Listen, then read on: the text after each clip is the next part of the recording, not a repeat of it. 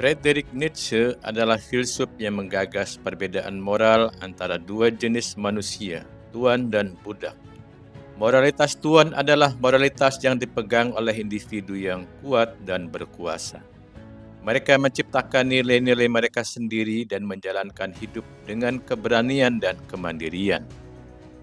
Sebaliknya, moralitas budak dikembangkan oleh kaum yang tertindas, yang menghargai kerendahan hati, kepatuhan, dan empati sebagai reaksi atas dominasi. Apa yang menarik? Konsep ini tidak hanya berlaku di dunia barat.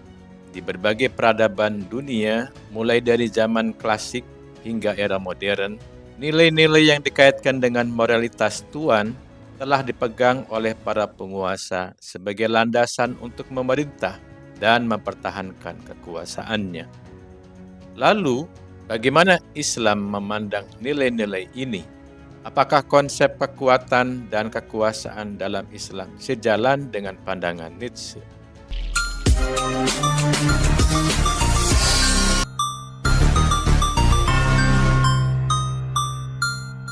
Dalam bukunya On the Genealogy of Morality, Nietzsche membedakan antara moralitas tuan dan moralitas budak.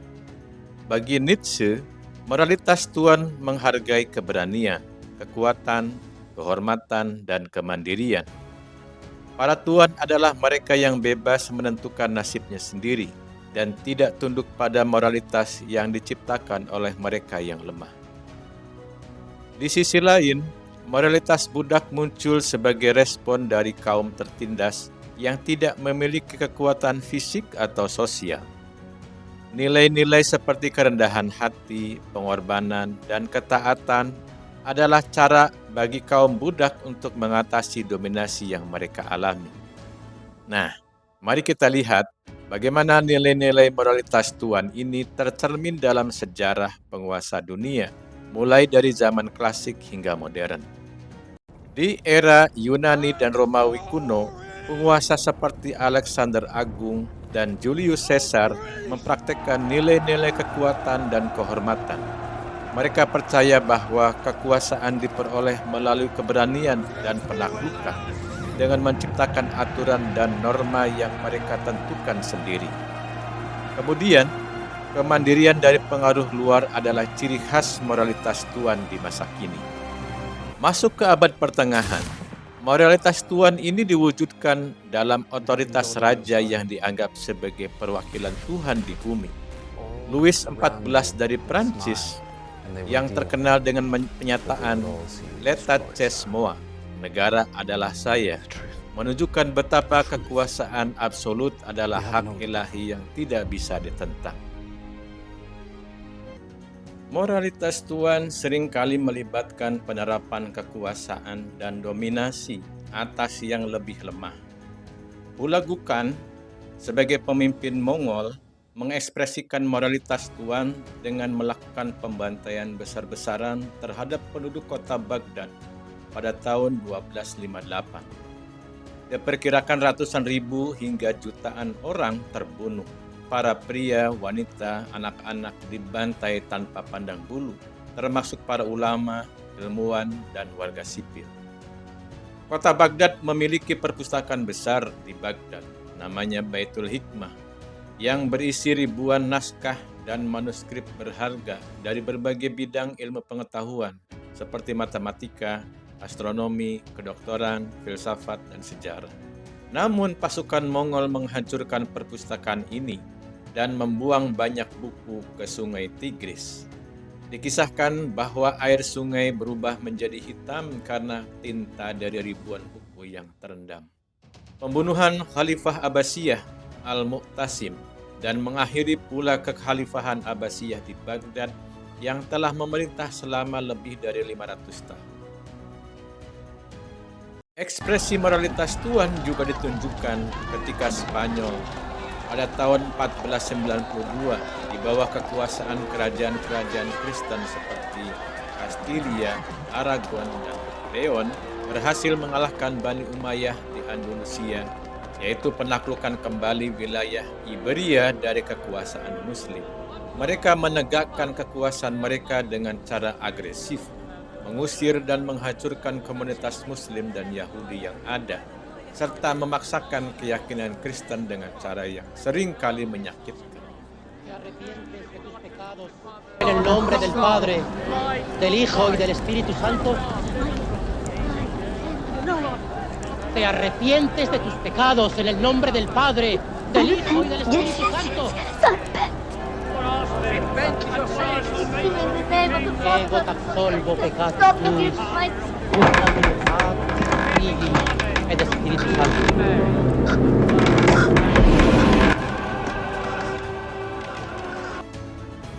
Di era modern, nilai moralitas Tuhan ini diteruskan oleh para diktator seperti Adolf Hitler dan Joseph Stalin, yang melihat kekuatan, otoritas, dan kontrol total sebagai sumber legitimasi mereka. Mereka menciptakan sistem nilai mereka sendiri untuk memerintah dengan kekuatan mutlak. Di zaman klasik, para filsuf Yunani seperti Aristoteles menekankan bahwa seorang penguasa harus memiliki penguasaan diri dan tidak tunduk pada keinginan-keinginan rendah. Kemandirian dari pengaruh luar dan kemampuan untuk bertindak sesuai dengan kehendak pribadi dipandang sebagai sifat penguasa yang ideal.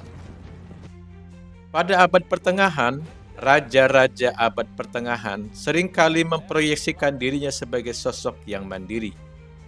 Tidak hanya secara politik, tetapi juga secara spiritual. Mengklaim bahwa mereka hanya bertanggung jawab kepada Tuhan. Ini juga merupakan cerminan dari moralitas Tuhan, di mana mereka tidak tunduk pada otoritas lain kecuali yang mereka yakini lebih tinggi. Pada zaman modern, dalam kepemimpinan modern, kemandirian seringkali diwujudkan dalam bentuk nasionalisme atau individualisme. Pemimpin-pemimpin dunia sering menekankan pentingnya negara yang mandiri atau kebijakan luar negeri yang bebas dari campur tangan asing. Bagaimana Islam memandang konsep kekuatan dan kekuasaan? Islam memang mengakui bahwa manusia adalah khalifah di bumi, namun Islam tidak menjadikan kekuatan sebagai alat penindasan. Sebaliknya, kekuasaan dalam Islam selalu diimbangi dengan tanggung jawab moral dan sosial. Dalam Al-Quran, Allah berfirman, وَإِذْ قَالَ رَبُّكَ لِلْمَلَائِكَةِ إِنِّي جَاعِلٌ فِي الْأَرْضِ خَلِيفَةً. Ingatlah ketika Tuhanmu berfirman kepada para malaikat, sesungguhnya aku hendak menjadikan seorang khalifah di muka bumi. Manusia diberi kekuatan dan tanggung jawab untuk mengelola bumi, bukan untuk mendominasi sesama manusia secara sewenang-wenang. Selain itu, Nabi Muhammad SAW menekankan pentingnya kerendahan hati, bahkan bagi mereka yang memiliki kekuasaan. Rasulullah SAW bersabda, Innallaha awha ilayya an tawada'u hatta la yabghiya ahadun ala ahadin wa la yafkhara ahadun ala ahadin. Sesungguhnya Allah telah mewahyukan kepadaku, hendaklah kalian bersikap rendah hati, hingga seseorang tidak berbuat aniaya kepada orang lain, dan seseorang tidak berlaku sombong kepada orang lain. Hadis yang lain, khairun nas anfa'uhum linnas. Sebaik-baik manusia adalah yang paling bermanfaat bagi orang lain. Kemuliaan seseorang tidak diukur dari kekuatan atau status sosialnya semata, melainkan dari seberapa besar manfaat yang ia berikan kepada orang lain. Penguasa atau pemimpin yang kuat atau tuan dalam pandangan Islam adalah orang yang menggunakan kekuatannya untuk memberikan manfaat bagi orang lain.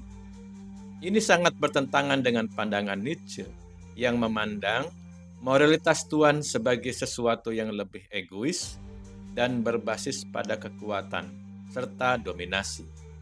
Sementara moralitas tuan dalam pandangan Nietzsche adalah tentang menaklukkan dan mendominasi. Islam memandang kekuasaan sebagai amanah atau tanggung jawab yang harus digunakan untuk kebaikan umum. Dalam peristiwa Futuh Mekah, penaklukan Mekah, Rasulullah Shallallahu Alaihi Wasallam menunjukkan sikap luar biasa yang mencerminkan kebesaran hati, kasih sayang, dan nilai-nilai Islam tentang keadilan serta pengampunan. Ketika Rasulullah memasuki Makkah, beliau tidak menunjukkan kesombongan atau arogansi sebagai seorang penakluk. Sebaliknya, beliau masuk dengan penuh kerendahan hati. Salah satu momen paling bersejarah dalam peristiwa Futuh Makkah adalah pengampunan massal yang diberikan oleh Rasulullah kepada penduduk Makkah, termasuk mereka yang sebelumnya memusuhi dan menganiaya beliau serta para pengikutnya selama bertahun-tahun. Setelah masuk ke Mekah, Rasulullah segera pergi ke Ka'bah dan membersihkan dari berhala-berhala yang telah lama disembah oleh kaum Quraisy. Beliau menghancurkan sekitar 360 berhala yang ada di sekitar Ka'bah. Rasulullah menyatakan bahwa Mekah adalah kota suci, kota haram, dan menetapkan beberapa aturan untuk menjaga kesuciannya. Beliau bersabda, Mekah tidak boleh dijadikan tempat pertumpahan darah dan bahwa kota itu akan selalu menjadi tanah yang aman dan damai. Bahkan pada saat penaklukan, Rasulullah memastikan bahwa darah tidak ditumpahkan dan beliau menginstruksikan para sahabat untuk tidak melakukan tindakan kekerasan kecuali dalam kasus pembelaan diri. Selain memberikan pengampunan umum, Rasulullah juga memberikan tempat terhormat bagi mereka yang telah menjadi muslim sebelumnya, seperti Abu Sufyan, yang meskipun dulunya adalah musuh besar Islam, akhirnya memeluk Islam sebelum penaklukan. Peristiwa Futuh Mekah tidak hanya menunjukkan kekuatan militer, tetapi juga nilai-nilai Islam yang sangat luhur tentang kasih sayang, keadilan, dan perdamaian. Rasulullah tidak membalas kejahatan dengan kekerasan atau penindasan, tetapi dengan pengampunan dan penghormatan terhadap martabat manusia. Beliau memastikan bahwa setiap tindakan yang diambil adalah demi terciptanya perdamaian yang abadi. Allahu Akbar,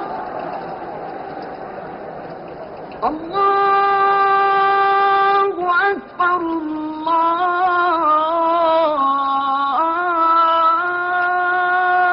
Akbar. Asyhadu an la ilaha illallah.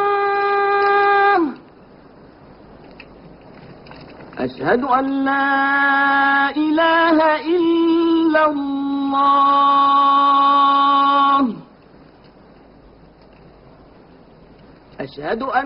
وجاء نصر الله والفتح وخشعت مكة تنتظر القصاص العادل، لكن نبي الرحمة قال لهم اذهبوا فأنتم الطلقاء.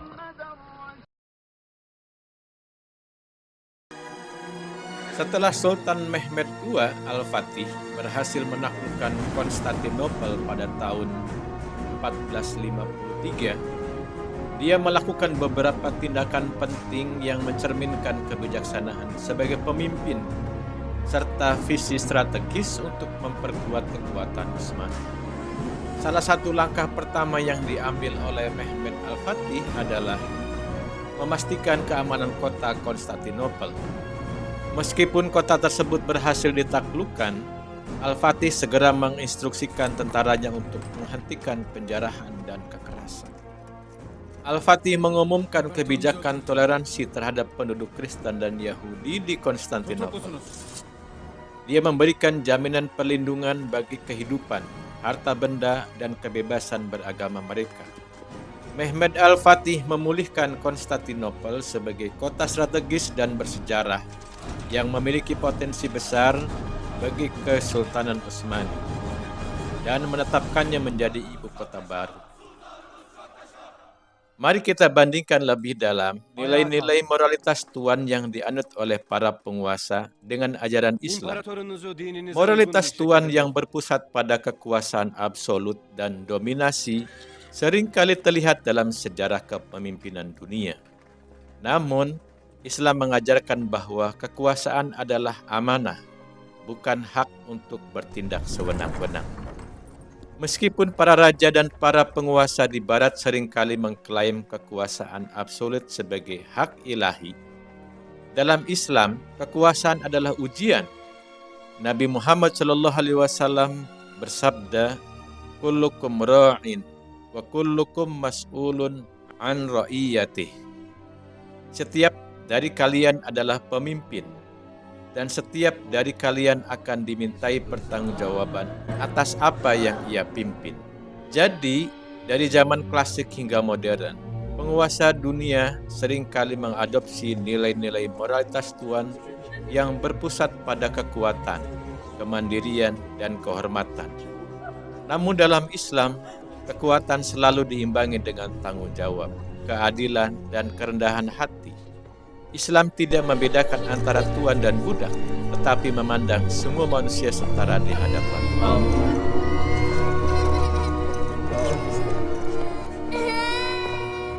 Korkmayın. Bundan böyle canımız bir, malımız bir, kaderimiz birdir.